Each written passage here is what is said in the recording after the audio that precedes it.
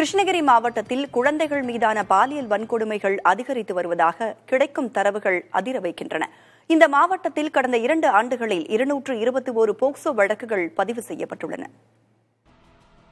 கிருஷ்ணகிரி மாவட்டம் தமிழ்நாடு, கர்நாடகா, ஆந்திரா ஆகிய 3 மாநிலங்களின் எல்லைகளை கொண்டுள்ள மாவட்டம்.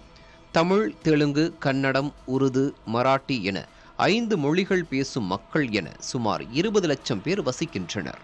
மாவட்டத்தின் நிலப்பரப்பில் 3/4 பங்கு வனப்பகுதியும், தமிழகத்தில் அதிக தொழிற்சாலைகளும் விவசாயமும் பிரதானமாக இம்மாவட்டம் கொண்டுள்ளது. இப்படி தனித்துவம் பெற்றுள்ள கிருஷ்ணகிரி மாவட்டத்தில் குழந்தை திருமணங்கள் நடப்பதிலும் குழந்தைகளுக்கு எதிரான பாலியல் சம்பவங்களும் நாளுக்கு நாள் அதிகரிப்பதும் தொடர் நிகழ்வாக உள்ளது. கிருஷ்ணகிரி மாவட்டத்தில் 2023ஆம் ஆண்டு முதல் 2025ஆம் ஆண்டு பிப்ரவரி 15ஆம் தேதி வரையில் 18 வயதுக்குட்பட்ட குழந்தைகளுக்கு எதிரான பாலியல் சம்பவங்களில் 221 போக்சோ வழக்குகள் பதிவு செய்யப்பட்டுள்ளன. இவற்றில் 329 பேர் கைது செய்யப்பட்டுள்ளனர். இதில் 5 பேர் குண்டர் தடுப்புச் சட்டத்தில் கைது செய்யப்பட்டுள்ளனர். குறிப்பாக 2023ஆம் ஆண்டில் 86 போக்சோ வழக்குகள், 2024ஆம் ஆண்டில் 130 வழக்குகள், 2025ஆம் ஆண்டு பிப்ரவரி 15ஆம் தேதி வரையில் 5 வழக்குகள் பதிவு செய்யப்பட்டுள்ளன. கடந்த 6 ஆண்டுகளில் மட்டும் 2519 பேர் 18 வயதுக்குள் திருமணம் செய்யப்பட்டு 19 வயதில் கருவுற்றுள்ளனர். பள்ளி மாணவிகளுக்கு பாதுகாப்பு இல்லாத சூழ்நிலையும் தமிழகத்தில் பாலியல் வன்கொடுமை அதிகம் நடக்கும் மாவட்டமாக கிருஷ்ணகிரி மாவட்டம் மாறி வருகிறது.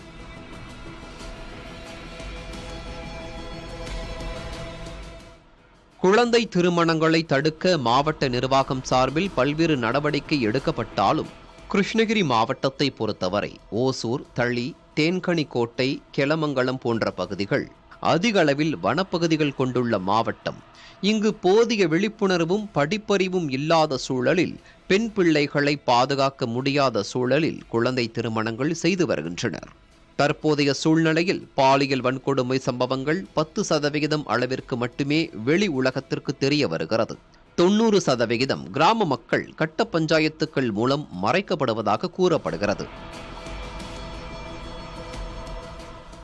கடந்த ஆண்டு அக்டோபர் முதல் டிசம்பர் மாதத்திற்குள் 66 குழந்தை திருமணங்கள் தடுத்து நிறுத்தப்பட்டுள்ளன.